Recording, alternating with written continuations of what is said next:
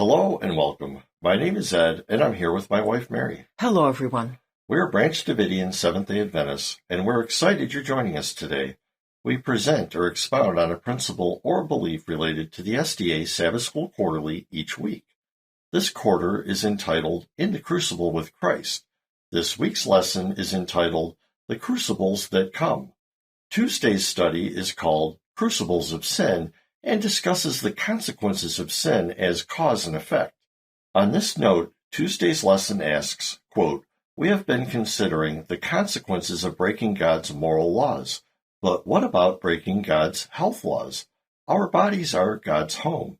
If we abuse our bodies by failing to eat healthfully or to exercise, or if we regularly overwork, this also is a sin against God. And this has consequences that can create the conditions of a crucible." Closed quote. Sabbath School Quarterly Lesson, Tuesday, July 5th, 2022. The Seventh-day Adventists have been blessed with the health message from God. While most SDAs today would not argue with the need to take care of our bodies as part of godly stewardship, there is quite a bit of confusion over what that looks like. Is it safe and healthy to eat meat? How about fermented foods? Should we ever use pharmaceuticals? Should we vaccinate or not? Today we wanted to bring out one important principle of the health message that will help answer these questions. We know from Ellen's writings that our physical health has a huge impact on our ability to discern sacred things. Counsel for the Church, page 230. As a former Catholic and evangelical Protestant, I can tell you that this teaching would not make sense to them, mainly because they believe in spiritualism, one aspect of which is that our true self is a non-physical spirit dwelling within our body. The idea is that while you have a body, you are not your body. Your mind, the part of you that does your thinking and discerning, is thought to be immaterial or non-physical, so it shouldn't be affected by what you eat or how much exercise you get or what drugs you take. Well, I think every Christian would agree that various drugs affect our ability to think, but most never put the pieces together to see the inconsistency between believing we have a non-physical spirit within us that does our thinking independent of our physical brain, and yet at the same time have our mind affected by material substances like mind-altering drugs that what? Overrides our spirit's ability to think?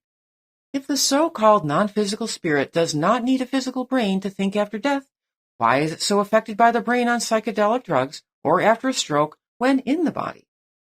Understanding the falsehood of spiritualism allows us to understand the need to take care of our physical bodies because our physical bodies are all we have, or more accurately, all we are. By rejecting spiritualistic ideas, we can understand that there is a cause and effect relationship between the things we do or don't do to our bodies and our abilities to think clearly, to communicate with God, among other things. In this study, we'll see that the authentic SDA health message is based on truth. For example, the truth that we do not have a non-physical spirit within us. So why all the differing views concerning the health message among SDAs today? The reason is that many do not understand what the foundation of truth is. What makes true things true and false things false? Without this understanding, it is really difficult to know what the truth is when it comes to something specific. So, what is truth? Well, most people understand that an idea or statement is true if it matches reality. If it doesn't match reality, it isn't true. If it does match, it is true. But we can go a little further. What is it that really makes reality reality? As we've talked about elsewhere, see links in the description, all that is real is material or made of matter. This view is called materialism, and though it may be surprising to many SDAs today, materialism is foundational to SDA doctrine. Materialism is directly opposed to spiritualism, and sadly, this is a truth that has gotten lost on most SDAs today. Please see the links in the description to read what the SDA pioneers had to say overtly promoting materialism. So with this in mind, we can have an even clearer idea of truth. Truth is whatever comports with material reality. So, do we really have a non-physical spirit to which we should attribute our ability to think and have conscious perception?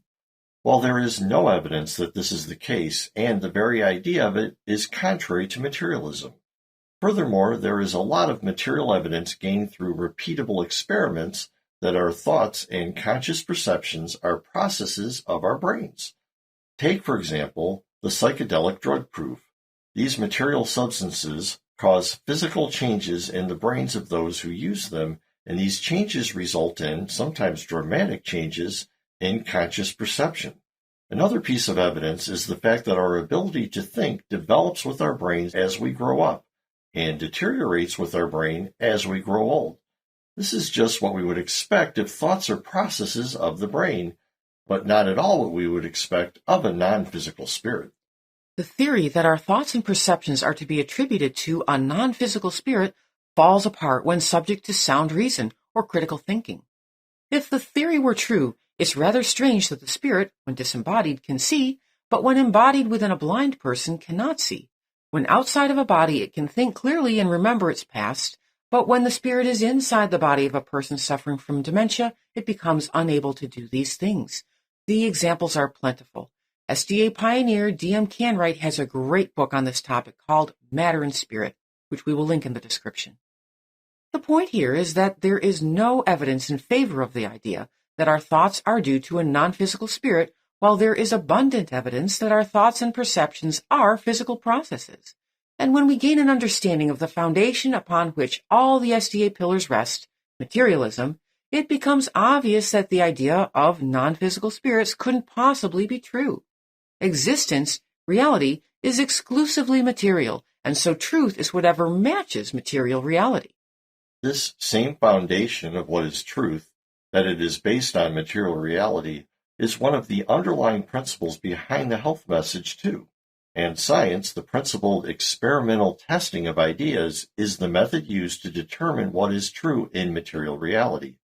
Ellen White actually wrote very plainly in favor of using science instead of personal experience as the basis for health decisions. And along these lines, she also recommended following the advice of the best authorities on these subjects. For example, quote, "Our workers should use their knowledge of the laws of life and health. They should study from cause to effect, read the best authors on these subjects, and obey religiously that which your reason tells you is truth." Close quote. Ellen White, Counsels on Health, page 566. There are several important things to take note of here. First, Ellen White here counsels us to read the best authors on health, and we have every reason to think she followed her own counsel here.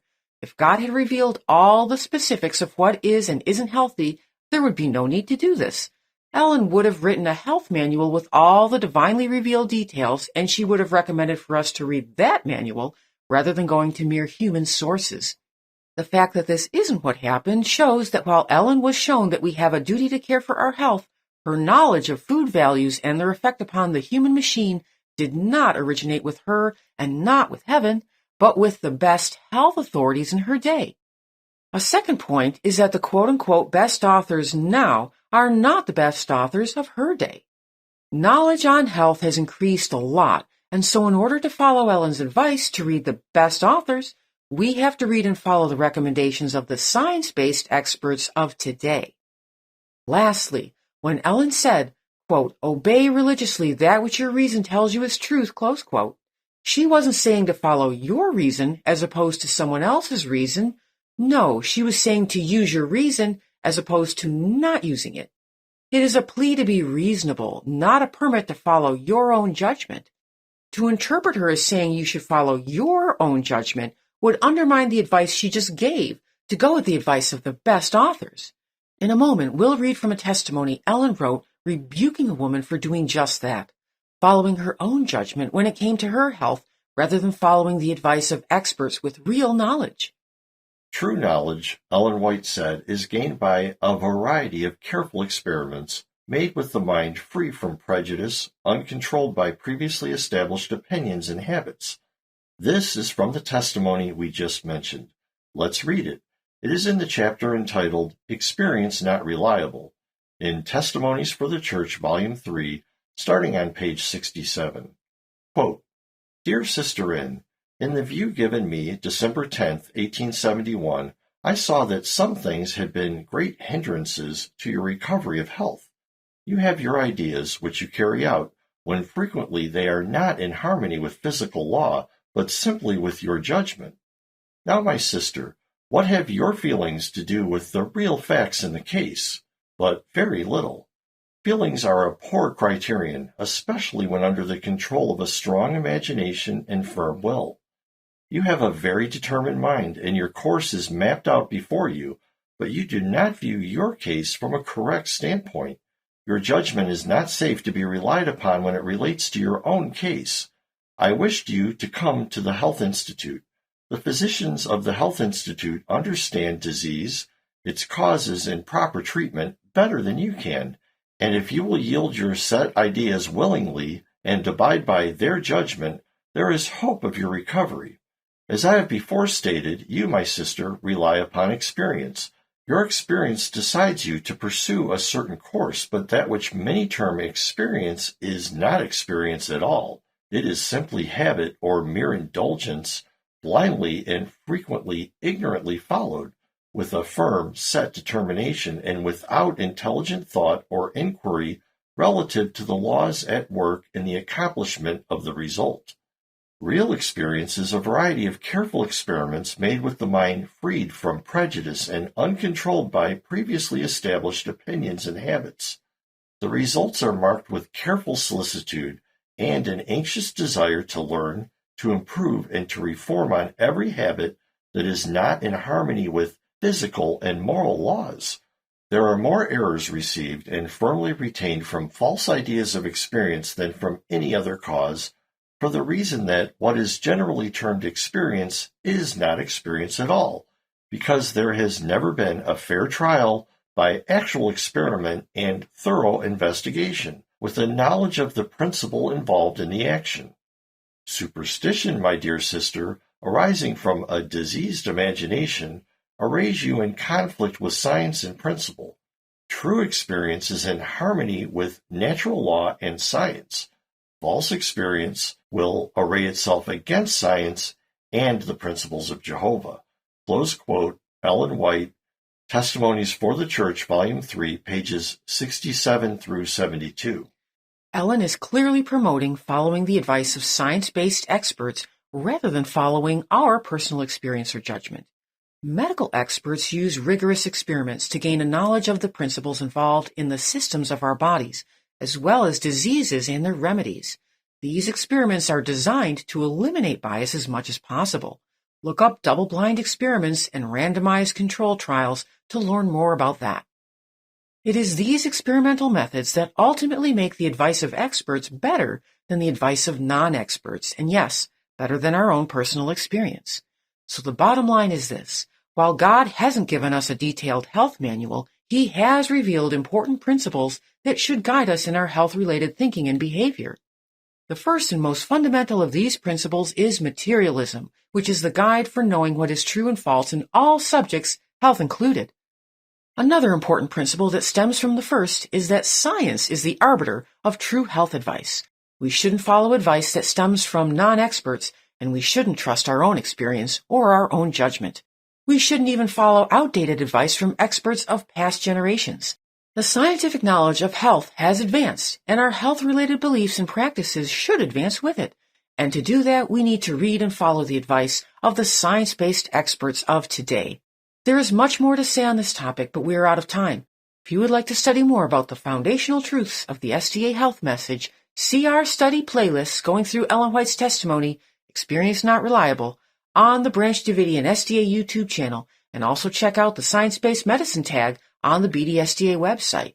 And if you'd like to see what science-based experts have to say on various health topics, check out the websites listed in the health section of our resource page. All the links are in the description. Thank you for staying with us till the end. We invite you to visit our website, www.bdsda.com, to learn more about who we are and, just as important, who we are not.